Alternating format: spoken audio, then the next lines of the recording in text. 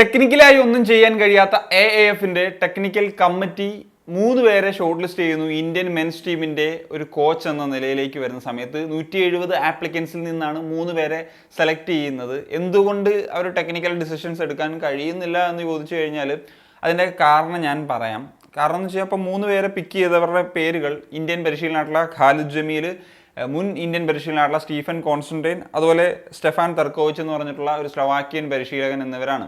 അപ്പോൾ ഇതിൽ 2 പേരെ ഇന്ത്യൻ ഫുട്ബോൾ ആരാധകർക്ക് സുപരിചിതനാണ്, ഖാലിദ് ജമീലും സ്റ്റീഫൻ കോൺസ്റ്റന്റൈൻ. തർക്കോവിച്ച് മാത്രമാണ് ഇന്ത്യക്കാർക്ക് അത്ര സുപരിചിതമല്ലാത്ത, പക്ഷേ ഏഷ്യൻ ഫുട്ബോളൊക്കെ ഫോളോ ചെയ്തവർക്ക് ഒരുവിധം അറിയാൻ സാധ്യതയുള്ള ഒരു പേര് തന്നെയാണ്. ഇനി ടെക്നിക്കൽ കമ്മിറ്റി എന്തുകൊണ്ട് ഇത്ര മികച്ചതാവുന്നില്ല എന്നുള്ളത് പല കാര്യങ്ങൾ നമ്മൾ ഈ ഒരു വീഡിയോയിൽ ഉടനീളം പറയുന്നുണ്ട്. അതിൻ്റെ ചില കാരണങ്ങൾ ആദ്യം പറയാം. കാരണം പലരും ഹൈ പ്രൊഫൈൽ ആയിട്ടുള്ള പല നെയിംസുകളും ഒക്കെ പറഞ്ഞ സമയത്ത് അവരെ പറ്റിയിട്ട് എന്താ കഴിഞ്ഞ നമ്മൾ കോച്ചിനെ പറ്റി ചെയ്ത വീഡിയോയിൽ പറയാത്തത് എന്ന് ചോദിച്ചിരുന്നു. അതിനുള്ള കാരണം ഉറപ്പായിരുന്നു, അങ്ങനത്തെ ഒരു പരിശീലകൻ ഇന്ത്യയുടെ പരിശീലകൻ സ്ഥാനത്തേക്ക് വരില്ല എന്നുള്ള 100% ഉറപ്പുള്ളത് കൊണ്ട് തന്നെ നമ്മൾ ആ വീഡിയോയിൽ പറഞ്ഞിരുന്നു ഖാലിദ് ജമീലിന് തന്നെയാണ് സാധ്യത കൂടുതൽ എന്നുള്ളത്. പിന്നെ AFFന്റെ ഒരു സാലറി ഡിമാൻഡ്സ് ഒക്കെ അംഗീകരിക്കുകയാണെങ്കിൽ ഖാലിദ് ജമീൽ തന്നെ ആയിരിക്കും കോച്ച് എന്നുള്ളത് തന്നെയാണ് ഞാൻ വിശ്വസിക്കുന്നത്. അത് AFFന്റെ ഒരു ഒഫീഷ്യൽ പറഞ്ഞു എന്ന് പറഞ്ഞ് ഞാൻ ടൈംസ് ഓഫ് ഇന്ത്യയുടെ ഒരു ആർട്ടിക്കിൾ വായിക്കുകയും ചെയ്തിരുന്നു. ഇനി ഈ 3 കോച്ചസിനെ പറ്റിയിട്ടുള്ള ഒരു കാര്യങ്ങൾ പരിശോധിക്കുന്ന സമയത്ത് ആദ്യം ഖാലിദ് ജമീൽ ഇന്ത്യൻ പരിശീലകനാണ്. അദ്ദേഹം ഏതാണ്ട് 10-15 വർഷമായിട്ട് ഇന്ത്യൻ ഫുട്ബോളിൽ ഒരു കോച്ച് എന്ന നിലയിൽ എക്സ്പീരിയൻസ്ഡ് ആണ്. ISLലും I ലീഗിലും ഒരു സക്സസ് ഒക്കെ കണ്ടെത്തിയിട്ടുണ്ട് എന്നുള്ളത് നമുക്ക് പറയാൻ സാധിക്കും. ഏറ്റവും വലിയൊരു നേട്ടം I ലീഗിൽ ഐസ്വാളിനോടൊപ്പം ചാമ്പ്യൻസ് ആയതാണ്. അതും ഒരു അണ്ടർഡോഗ്സ് ആയിട്ടുള്ള ടീമിനെ വെച്ചിട്ടാണ് അവർ ചാമ്പ്യൻഷിപ്പ് നേടിയത്. പിന്നീട് സൂപ്പർ കപ്പിൽ ഈസ്റ്റ് ബംഗാളിനെയും അതുപോലെ തന്നെ ജംഷഡ്പൂർ FCയെയും റണ്ണേഴ്സ് അപ്പ് ആക്കാനൊക്കെ അദ്ദേഹത്തിന് സാധിച്ചിട്ടുണ്ട് എന്നുള്ളതാണ്. പക്ഷേ അദ്ദേഹത്തിലേക്ക് വരുന്നൊരു സമയത്ത് ഒരു നാഷണൽ ടീം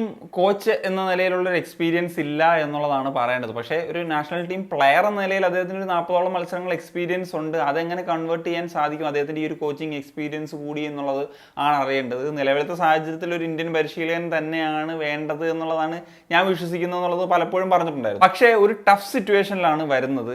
ഈ ഒരു സാഹചര്യത്തിൽ അദ്ദേഹത്തിൻ്റെ പൊട്ടൻഷ്യലിനനുസരിച്ചിട്ടുള്ള ഒരു റിസൾട്ടുകളൊക്കെ ഉണ്ടാക്കിയെടുക്കാൻ കഴിയുമോ, പ്രത്യേകിച്ച് ഈ പറഞ്ഞ നാഷണൽ ടീമിന്റെ ഒരു ഇൻഎക്സ്പീരിയൻസും ഒക്കെ ഉണ്ട്. അപ്പം അതാണ് എനിക്കൊരു കൺസേൺ ആയിട്ട് നിൽക്കുന്നത്. ഈ സ്റ്റീഫൻ കോൺസ്റ്റന്റൈനിലേക്ക് വരുമ്പോഴത്തേക്കും 2 സ്റ്റിൻറ്റുകൾ ഇന്ത്യയെ പരിശീലിപ്പിച്ചിട്ടുള്ള ഒരു പരിശീലനമാണ്. 2002 മുതൽ 2005 വരെയും 2015 മുതൽ 2019 വരെയും. ഇതിൽ രണ്ടാമത്തെ സ്റ്റിൻറ്റാണ് ഏറ്റവും എടുത്തു പറയേണ്ടത്. സമീപകാലത്തെ പല കോച്ചസിൻ്റെയും കാര്യങ്ങൾ നോക്കുമ്പോൾ ഇന്ത്യയിൽ കുറച്ചെങ്കിലും ഒക്കെ ഒരു സക്സസ് ഉണ്ടാക്കിയെടുക്കാൻ പറ്റിയിട്ടുള്ളതും ഒരു വിന്നിംഗ് പെർസെൻറ്റേജ് ഉയർന്നു നിൽക്കുന്നതും സ്റ്റീഫൻ കോൺസ്റ്റന്റൈൻ ആണെന്ന് പറയാൻ സാധിക്കും. ഇന്ത്യ 173 സ്ഥാനത്ത് നിന്ന് 97 സ്ഥാനത്തേക്കൊക്കെ എത്തിച്ചു എന്ന് പറയുന്ന ആ ഒരു ഫാക്ടർ ഉണ്ടായിരുന്നല്ലോ. അന്ന് പരിശീലനമായിട്ടുണ്ടായിരുന്നത് സ്റ്റീഫൻ കോൺസ്റ്റന്റൈൻ ആണ്. പക്ഷേ അദ്ദേഹത്തിന് ഒരുപാട് ഹേറ്റേഴ്സ് ഉണ്ടാകാനുള്ള കാരണം അദ്ദേഹത്തിൻ്റെ ഗെയിം സ്റ്റൈലും അതുപോലെ പല പ്ലേയേഴ്സിനെയും എടുക്കുന്നില്ല എന്നുള്ള കാരണങ്ങളൊക്കെ കൊണ്ടായിരുന്നു. പക്ഷേ ഇപ്പോൾ ഇന്ത്യൻ ഫുട്ബോൾ ഫോളോ ചെയ്യുന്നവർക്കറിയാം മിക്ക പ്ലേയേഴ്സും നാഷണൽ ടീമിൽ കളിക്കാൻ എലിജിബിൾ അല്ല. അപ്പം ഇദ്ദേഹം തന്നെ ഒരു ഇൻ്റർവ്യൂവിൽ പറഞ്ഞായിട്ട് എനിക്ക് ഓർമ്മയുണ്ട്, ആറ്റിറ്റ്യൂഡ് എന്ന് പറയുന്ന ഒരു ഫാക്ടർ ഒരു പ്ലെയറെ സംബന്ധിച്ചിടത്തോളം വളരെ ഇമ്പോർട്ടൻ്റ് ആണ് അവരുടെ കഴിവിനേക്കാൾ. ഇപ്പോൾ അത് തെളിയിക്കുന്നു എന്നുള്ളതാണ് പല കാരണങ്ങൾ കൊണ്ട് നമുക്ക് തോന്നുന്നത്.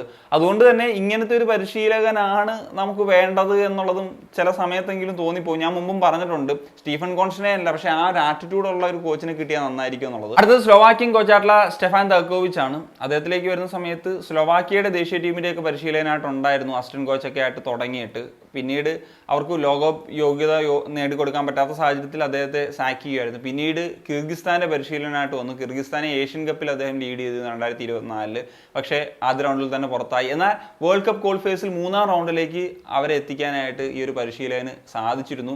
പക്ഷേ ആ ഒരു 3rd റൗണ്ടിൽ, വേൾഡ് കപ്പ് യോഗ്യതയുടെ 3rd റൗണ്ടിൽ ഇദ്ദേഹം അല്ലായിരുന്നു കിർഗിസ്ഥാനെ പരിശീലിപ്പിച്ച്. ആ സമയമായപ്പോഴത്തേക്കും അദ്ദേഹം മാറിയിരുന്നു. ഇനി ഈ 3 കോച്ചസിലേക്കും വരുന്നൊരു സമയത്ത് ഇപ്പം ഖാലിദ് ജമീൽ ഞാൻ പറഞ്ഞല്ലോ, അദ്ദേഹം ഒരു ഇന്ത്യൻ പരിശീലനമാണ്, ഇന്ത്യൻ സാഹചര്യങ്ങൾ മനസ്സിലാകുന്ന പരിശീലനമാണ്.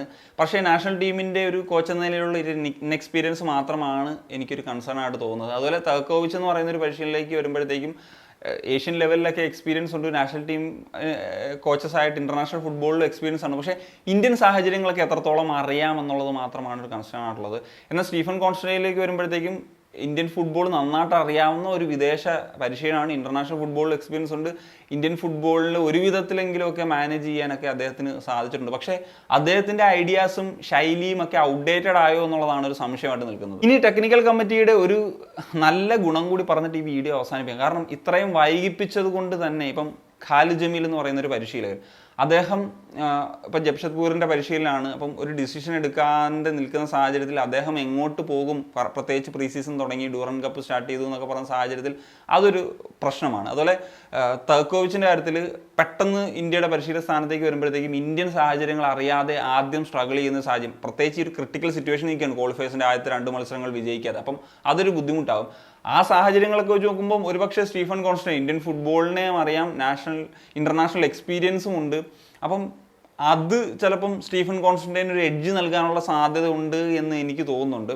അതല്ലെങ്കിൽ ഖാലിദ് ജമീലായിരിക്കും, മൂന്നാമത്തെ ഒരു സാധ്യതയായിരിക്കും തർക്കോവിച്ചിന് എന്നുള്ളതാണ് ഞാൻ പ്രതീക്ഷിക്കുന്നത്. അപ്പോൾ എന്താണ് നിങ്ങളുടെ ഒപ്പീനിയൻ ഈ വിഷയത്തിൽ? തീർച്ചയായിട്ടും കമ്പോസ് ചെയ്യാൻ. സെനിങ് ഓഫ്.